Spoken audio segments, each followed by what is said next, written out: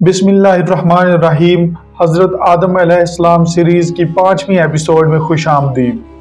جنت میں حضرت آدم علیہ السلام ایک عرصہ تنہا زندگی بسر کرتے رہے، مگر اپنی زندگی اور راحت و سکون میں ایک وحشت اور خلا محسوس کرتے تھے۔ ان کی طبیعت اور فطرت کسی مونس اور ہمدم کی ضرورت محسوس کرتی تھی۔ چنانچہ خدا نے حضرت حوا کو پیدا کیا اور حضرت آدم اپنا ہمدم اور رفیق پا کر بے حد مسرور ہوئے اور اطمینان قلب محسوس کیا۔ حضرت آدم علیہ السلام اور حوا کو اجازت تھی کہ وہ جنت میں رہیں اور اس کی ہر چیز سے فائدہ اٹھائیں، مگر ایک درخت کو معین کر کے بتا دیا گیا کہ اس کا پھل نہ کھائیں بلکہ اس کے پاس تک نہ جائیں۔ یہ حکم ملنے کے بعد اب ابلیس کو ایک موقع ہاتھ آ گیا اور اس نے حضرت آدم اور حوا کے دل میں یہ وسوسہ ڈالا کہ یہ شجر خلد ہے، اس کا پھل کھانا جنت میں ہمیشہ کے لیے آرام، سکونت اور قرب الہی کا ضامن ہے، اور قسمیں کھا کر ان کو باور کر دیا کہ میں تمہارا خیر خواہ ہوں، دشمن نہیں ہوں۔ یہ سن کر حضرت آدم کے انسانی و بشری خواص میں سب سے پہلے نسیان یعنی بھول چوک نے ظہور کیا، اور وہ یہ فراموش کر بیٹھے کہ اللہ تعالیٰ کا یہ حکم امتناعی تھا، نہ کہ عارضی حکم، اور آخرکار جنت کے دائمی قیام اور قربت الہی کی رکاوٹ پیدا ہو گئی اور انہوں نے اس درخت کا پھل کھا لیا۔ اس پھل کا کھانا تھا کہ بشری لوازم ابھرنے لگے، دیکھا تو ننگے ہیں اور لباس سے محروم ہیں، تو دونوں نے پتوں سے ستر ڈھانپنے شروع کر دیے۔ گویا انسانی تمدن کا یہ آغاز تھا کہ اس نے تن ڈھانپنے کے لیے سب سے پہلے پتوں کو استعمال کیا۔ ادھر یہ ہو رہا تھا کہ خدا کا عتاب نازل ہوا اور آدم سے باز پرس ہوئی کہ ممانعت کے باوجود یہ حکم عدولی کیسی۔ آدم آخر آدم تھا، مقبول بارگاہ الہی تھے، اس لیے شیطان کی طرح مناظرہ نہیں کیا اور اپنی غلطی کو تعویلات کے پردے میں چھپانے سے باز رہے۔ ندامت اور شرمساری کے ساتھ اقرار کیا کہ غلطی ضرور ہوئی ہے، مگر اس کا سبب تمرد اور سرکشی نہیں ہے، بلکہ بشریت کے تقاضوں کے پیش نظر بھول چوک اس کا باعث ہے۔ تاہم غلطی ہے، اس لیے توبہ استغفار کرتے ہوئے عفو اور درگزر کے خواستگار ہوئے۔ چنانچہ خدا نے ان کے اس عذر کو قبول کر لیا اور معاف کر دیا، مگر وقت آ گیا تھا کہ حضرت آدم خدا کی زمین پر حق خلافت ادا کرے۔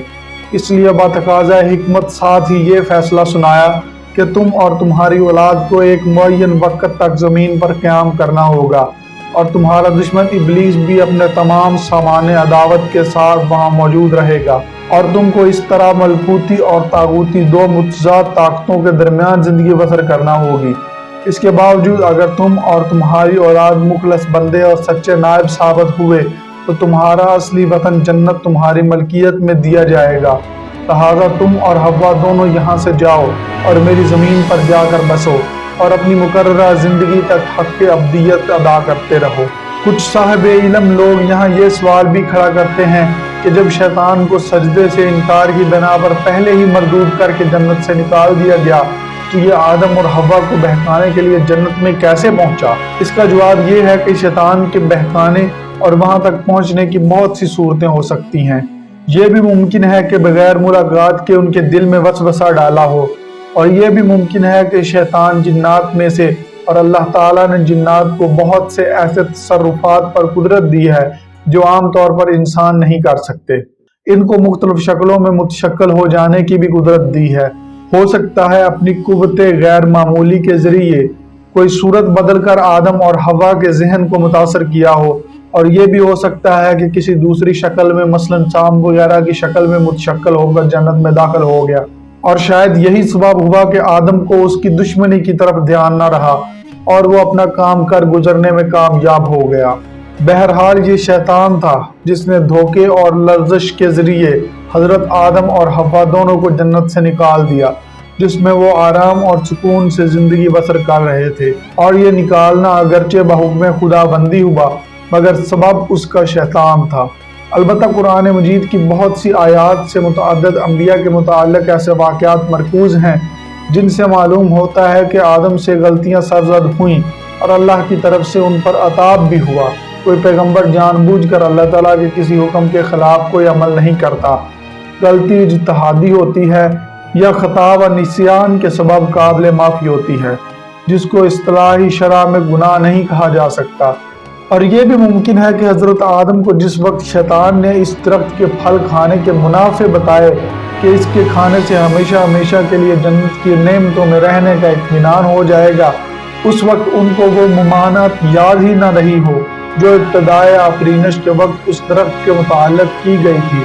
ہو سکتا ہے وہ بھول گئے ہوں اور اسی کی وجہ سے اس درخت کے نزدیک گئے ہوں۔ بہرحال اس طرح کے متعدد احتمالات ہو سکتے ہیں، جن کا حاصل یہ ہے کہ جان بوجھ کر نافرمانی کا صدور حضرت آدم علیہ السلام سے نہیں ہوا تھا۔ اب یہ بحث فضول ہے کہ جب شیطان کو جنت سے مردود کر کے نکال دیا گیا تو پھر آدم کو بہکانے کے لیے وہاں کس طرح پہنچا، کیونکہ شیطان کے بہکانے اور وسوسے ڈالنے کے لیے یہ ضروری نہیں کہ جنت میں داخل ہو کر ہی وسوسے ڈالے۔ جنات اور شیاطین کو خداوند قدوس نے یہ قدرت دی ہے کہ وہ دور سے ہی دل میں وسوسہ ڈال سکتے ہیں، اور اگر داخل ہو کر بالمشافہ گفتگو ہی کو تسلیم کیا جائے تو اس کے بھی مختلف احتمالات ہو سکتے ہیں، جس کی تحقیق میں پڑنا بے فائدہ اور لا یعنی بحث ہے۔ اس طرح یہ سوال کہ حضرت آدم علیہ السلام اور حوا کو اللہ تعالیٰ نے پہلے متنبع کر دیا تھا اس درخت کا پھل کھانے سے تمہیں جنت سے نکلنا پڑے گا، پھر آدم اس کے دھوکے میں کس طرح آ گئے؟ اس کا جواب بھی یہی ہے کہ اللہ تعالیٰ نے جنات اور شیطان کو مختلف شکلوں میں ظاہر ہونے کی قدرت عطا فرمائی ہے۔ ممکن ہے وہ کسی ایسی صورت میں سامنے آیا ہو جس کی وجہ سے آدم یہ نہ پہچان سکے ہوں کہ یہ شیطان ہے۔ امید ہے آج کی ویڈیو آپ کو پسند آئی ہوگی۔ اگر آج کی ایپیسوڈ آپ کو پسند آئی ہے تو ویڈیو کو لائک کریں اور چینل کو سبسکرائب کرنا مت بھولیے گا۔ Thank you.